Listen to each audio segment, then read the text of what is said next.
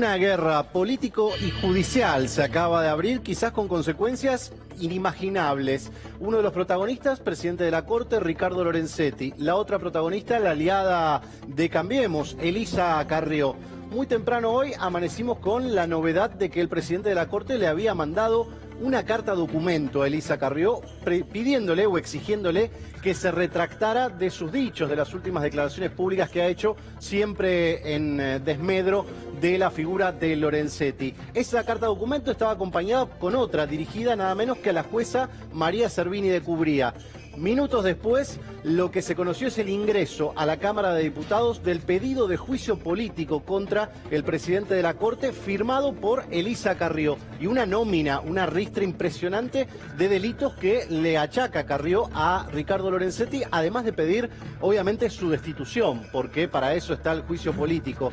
Muy anunciado, muy previsible, pero el hecho de que haya ingresado el pedido de juicio político ya no lo deja como una amenaza, sino como un hecho. ¿Qué ha pasado después de lo que hizo Lorenzetti? ¿Carrió ha respondido de alguna manera? No, Carrió, la respuesta, según dicen también desde el entorno de Lorenzetti, la respuesta a la carta de documento es el ingreso del pedido de juicio político, es decir, como a modo de respuesta.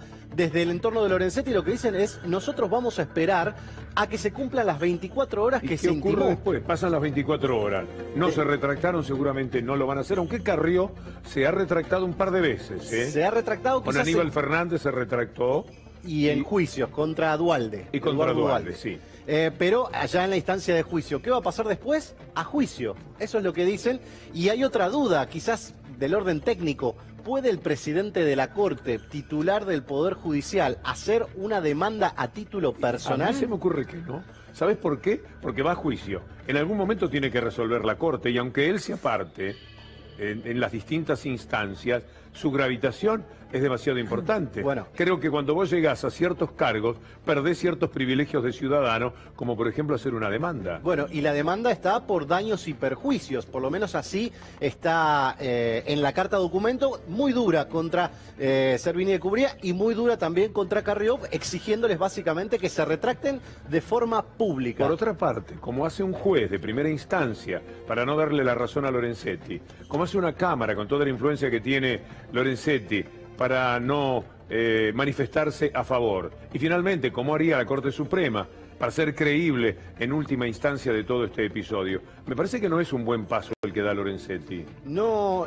tiene antecedentes, por lo menos yo no recuerdo un antecedente cercano donde haya habido este nivel de enfrentamiento. Y tiene, obvio, una lectura política este asunto, porque Carrió es una de las principales referentes de Cambiemos, y el gobierno ha mantenido una cierta relación, aunque tensa, con Lorenzetti, con la Corte, de manera institucional muy correcta. Habrá que ver si esto parte aguas y cambia en algún sentido. Gaby, recogiendo esto lo último que acaba de decir, el presidente ha dicho en más de una ocasión que no comparte las críticas de Carrió a Lorenzetti.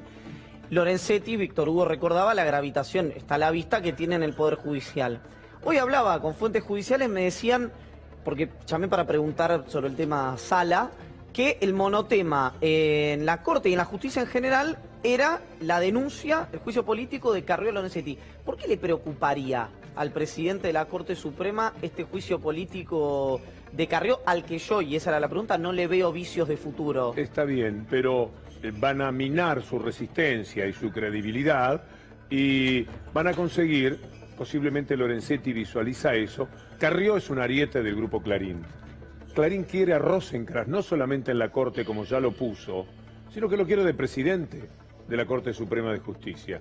O sea que la salida de Lorenzetti sería para celebrarlo, y por Rosenkrantz el grupo pretenderá meter a otro de los suyos, cosa que seguramente va a conseguir. Entonces la Corte directamente un día no solamente será Lorenzetti, que le teme a Clarín, como le teme prácticamente toda la sociedad, sino que será un grupo de hombres que se convierta en una especie de secretariado de ese grupo dominante. Carrió sabe muy bien que detrás de esto siempre está Clarín.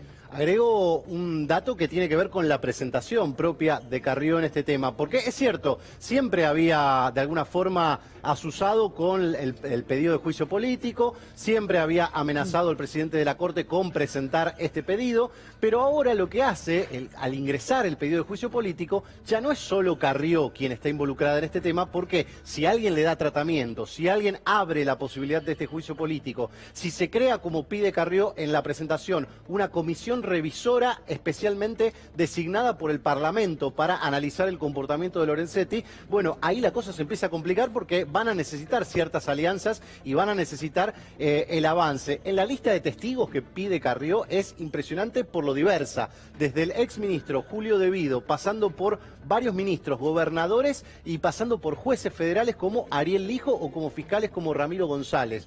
Hay una lista muy rica como para analizar por dónde es que Carrió quiere apuntarle los cañones a Lorenzetti. Perdón, con testigos que testifiquen en contra de Lorenzetti, digamos, a favor de la presentación de la doctora Como Carrió. testigos de la nómina de irregularidades que propone Carrió para analizar en el caso Lorenzetti. Pone en el brete de responder en juicio testigos que ella no sabe lo que van a decir, pero supone que van a señalar algo que lo complique a Lorenzetti. Yo hago el programa haciéndola vertical, si alguno de los que dijo Gaby declara en contra de Lorenzetti.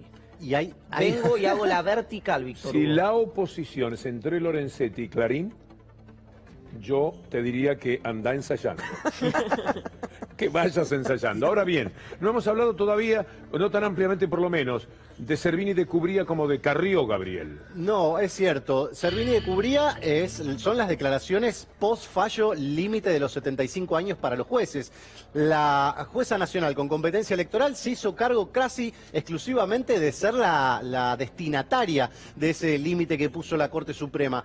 Y salió a contestarle al presidente de la Corte y lo hizo públicamente, diciendo, bueno, esto tiene que ver conmigo, esto tiene que ver con las causas que yo tengo a mi cargo, esto tiene que ver con la causa Fútbol para Todos, que tiene una empresa que se llama Pyme Rural, que tiene que ver con el hijo de Ricardo Lorenzetti, y toda una serie de cosas que públicamente molestaron mucho al presidente de la Corte, y es por eso que, casi en términos más duros que en los que se dirige a Carrió, Lorenzetti le exige una retractación porque dice que él no tiene absoluta vinculación con ninguna causa del tema Fútbol para Todos. Yo creo que los 75 años tienen que ver con esta mujer, el límite que se han impuesto, pero también sería bueno que Servini de Cubría, que dicen que tiene 80, lo cual me resulta increíble, y no es un piropo, está muy bien, pero muy bien, para 80 años, pero si tiene 80, es una buena edad. A todos nos llega algún momento. Los jugadores de fútbol, a los 37 años, el otro día, el mejor jugador que vi este año, ¿cómo se llama? El pelado de Talleres que jugaba en Independiente. Iniazú. Fue maravilloso como jugó, pero a cada momento yo en el relato decía el veterano Guiñazú dando, porque ya está en el límite de lo posible. En todas las profesiones hay un límite. Un neurocirujano no puede hacer su tarea, no tiene el pulso a los 80 que tenía a los 40. Bueno, yo creo que está bien si tiene 80 años dejar el paso a otros, en el caso de Servini de Cubría. Pero esto va por otro lado, esto es una apreciación personal de escasísimo valor. Lo que señalo es que Servini de Cubría sabe que en el lío que se armó con su hijo, el hijo denunció una cosa grave contra Lorenzetti. Sí, estamos hablando del hijo de Servini de Cubría, que a su vez era administrador general del Consejo de la Magistratura, es decir, el que maneja más o menos las decisiones de todo el Poder Judicial. De Servini. Y había acusado al presidente de la Corte de manejo discrecional de fondos, sobre todo el fondo anticíclico que tiene la Corte, que el año pasado lo presentó con 11.000 millones de pesos que tiene ahorrados, ¿no? Gaby, déjame volver un segundo a la figura de Lorenzetti y el juicio político. Leí hace poco y lo recuperaba en la cabeza en el libro Los Supremos de Irina Hauser, todo el proceso de Molinó Connor, de Bogiano y de lo que había sido la metamorfosis, por llamarlo de modo elegante, de la corte menemista a la corte que se renovó entre el 2002 y el 2003, digamos, 2004. Ese fantasma ¿Vos creés que está hoy en la cabeza de Ricardo Lorenzetti o me estoy yendo muy lejos? El fantasma de los juicios políticos, de la lluvia de juicios políticos, bueno, Exacto. eso es una de las cosas que hoy atravesó el sentimiento, por lo menos del cuarto piso del Palacio de Tribunales. Y hay un dato, quizás se termina siendo gracioso desde el punto de vista de cómo se unen ciertos puntos, porque una de las denuncias que hace Elisa Carrió y por lo que imputa a Ricardo Lorenzetti es por el manejo de la dirección de escuchas. ¿Te suena conocido el argumento? Bueno, exactamente, una conexión entre Elisa Carrió y lo que había denunciado Cristina Kirchner a raíz de la filtración de las escuchas vinculadas con el tema de la intervención telefónica a Oscar Parrilli. Bien, muchísimas gracias, Gabriel, pero tenemos más intervenciones todavía. Está lo de Gilles Carbó y lo que dijo, lo que escribió, lo que firmó Gilles Carbó con su habitual coraje, porque lo pudo haber hecho otro, lo hizo ella.